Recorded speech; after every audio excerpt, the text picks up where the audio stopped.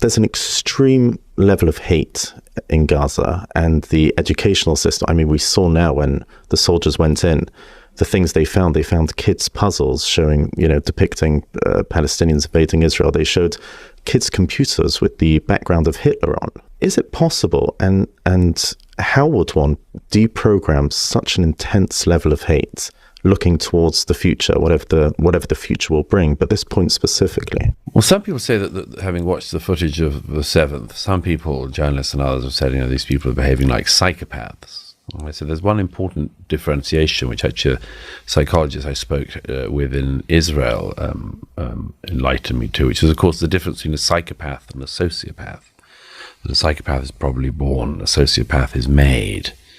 Hamas has had control of Gaza for 18 years, which is precisely the time from a child's birth to the end of their formal education. In 18 years, you can make a sociopath.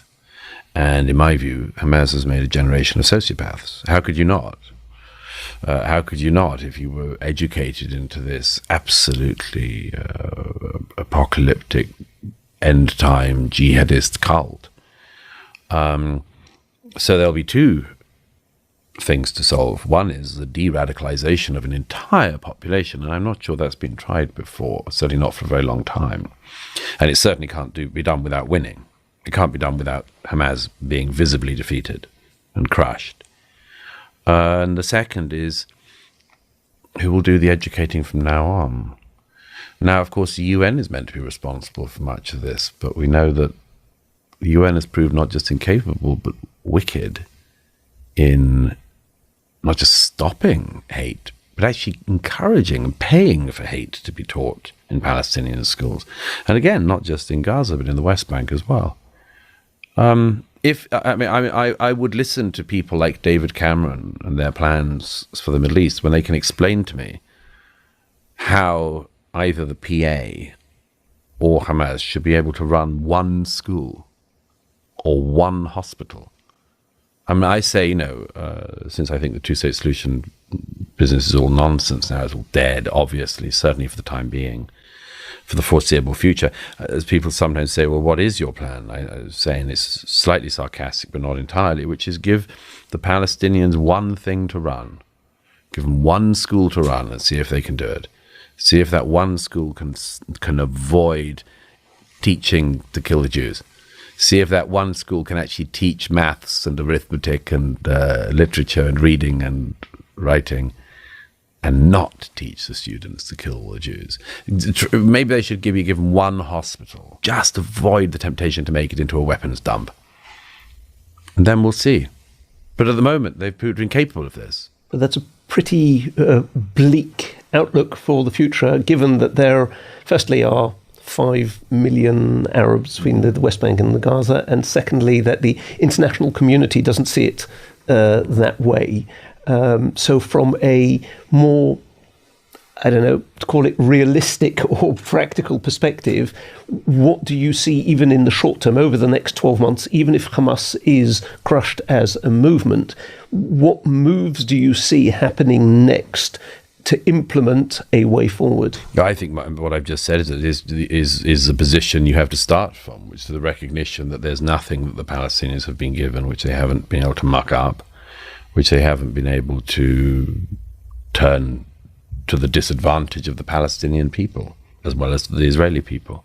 But that's unlikely to happen given the UN backing for their position. And what do you feel can be done?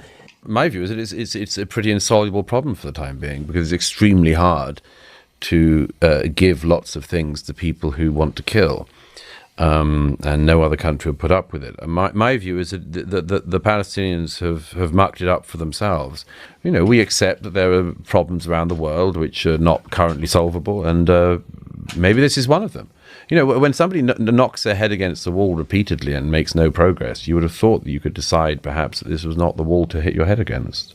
You appeared on TV and on speaking engagements around the world, and probably the most visible or loudest pro-Israel voice globally. Why? Why have you devoted everything to fight this cause? And why indeed are you so clearly passionate about it? Well, in a way, I'd turn around the question and say, why wouldn't you be? And who wouldn't be? I've covered a lot of wars in my life, and I've been in Israel during many wars as well as during peacetime since the 2006 Lebanon-Hezbollah war. And I certainly noticed then, 18 years ago now, the extraordinary disconnect between what I was seeing on the ground and what I was reading in the international media. And, it's very striking to me. I was in Ukraine last year, or the year before, and was with the Ukrainian forces as they were pushing back against the Russian advances. And I saw only international support for the Ukrainian army in their war against the aggressors. And I saw nobody saying that the Ukrainians should be more careful or shouldn't be allowed to win, or that really what we must do is to get to a ceasefire situation. Only in conflicts involving Israel does that happen. And when you say, why am I so motivated by it? Largely, I would say it's because I have an intense dislike of lies, and I'm motivated by searching for the truth. And if you are interested in searching for the truth, when it comes to conflicts involving the only Jewish state in the world and any of its enemies, you just see a sea of lies pushed out. And I believe that they're pushed out largely through intense animus, including bigotry towards the Jewish state. And I also think, as a second order, I'm motivated because I think that the people who are doing this and who always do this to the state of Israel when it's in a war are the same people who do the same thing to my country of Britain and to America and to all the Western democracies. There's an absolutely clear line of predictability. If somebody gives you their views on Palestinian, Hamas, Israel conflicts, you can guess where they are about Britain and about America and everything else. You can pretty much guess their views on capitalism, on Cuba these days. You can guess their attitudes on everything. This is a la carte bigotry. So this is personal. As a British citizen, you feel almost personal about it. I feel very personal about it, and not just as a British citizen, but as a human being. How would you therefore understand the vast majority of your journalistic colleagues that don't seem to be able to differentiate right and wrong as clearly as you have? I mean, when you speak, obviously I've got loads of family in Israel, so I'm somewhat biased, but you as a more objective journalist who is so clearly differentiating between right and wrong. And yet, as you said right at the beginning, the question should be flipped. Why are you so in a spotlight and you're not joined by the masses? Well, I'd like to be. I am in some ways. I think the silent majority, as it's often described, I always wish was less silent, understands a lot of the things that I understand. It's a peculiarity of our era that it's unusual to see things as I see it among the commentariat, among the journalistic and political classes. I think it's a lot of things. If I was able to put it down to two groups, I would say that there's a group of journalists and others who find the Israel-Palestinian issue an enormously comfortable conflict to commentate on. Not to make it too simplistic, but, Syria is a pretty difficult conflict to cover, which is why pretty much since the murder of Marie Colvin, very few Western journalists were in Syria. Some of those who were fell into the hands of ISIS. The Ukraine war isn't much fun to cover. Most wars in the Middle East aren't. Very few journalists have made it to Yemen in the last few years, when about 400,000 people have been killed by Muslims. Of Muslims by other Muslims. But the Israel-Palestinian issue, you can cover it. You can stay at the American Colony Hotel in East Jerusalem. You can have cocktails by the pool, and you can put on a flak jacket, stand outside, and report back to London or Washington from occupied East Jerusalem. It's quite a comfortable conflict in that way, and I don't say that lightly.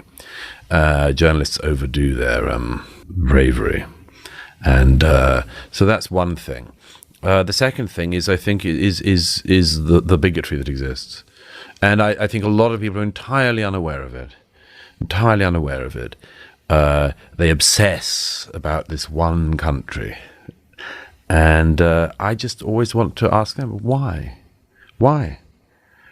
Where were you with the Uyghurs in China?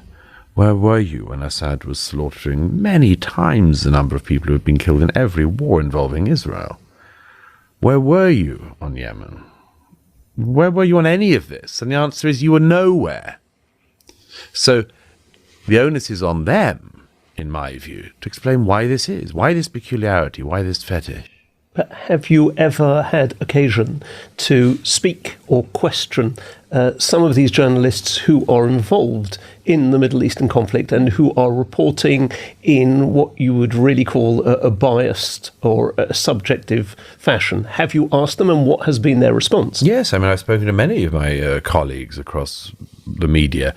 And generally speaking, what it is that they go in and they know how to cover this conflict. The conflict always begins with Israel, not when Israel is attacked, but when it responds, as you know. I mean, I said on October the 7th to a friend, I think they'll probably give us a day, the world. They'll give us a day to say, oh, something terrible has happened. But sure enough, by the next day, by the Sunday, all of the world's media, Israel's retaliation, what will Israel's disproportionate reaction be, how will Israel... That's what they're interested in. They were defending themselves before they actually made a move themselves. Yes, I mean, people, as we know, there were protests in London and in New York, where I was on the 7th, and in Times Square the next day. They were protesting against Israel before Israel had done anything. All that had happened was that Israel had been attacked. But they're already onto it. They're already het up on this. I think they enjoy this line of story. I think they enjoy the line of, oh, what will Israel's terrifying response be? And there's lots of reasons for that, by the way. One of them, again, to go back to, is a technical one. I have a friend who's a Palestinian journalist who years ago wrote something critical of Yasser Arafat, and it was made very clear that he was never to return to the West Bank again. That's the same with any reporter for Sky or BBC. If they were to expose the corruption, not just of Hamas, but of the PLO, the PA, they would find it quite hard to operate in areas they would like to operate on. I do, by contrast, notice that the Israeli media, like the British and American media, has no problem criticizing its own leaders. So yes, you can... You can report on aspects of this conflict quite comfortably. There are other aspects on it you cannot report on quite comfortably. And this desire to sort of say, we will focus on the response, always leads to this just absolute skewing of the reporting, of the direction of the war. I've just written a piece in my column in The Spectator this week saying, we've heard a lot about Palestinian refugees in Gaza, and perhaps rightly so.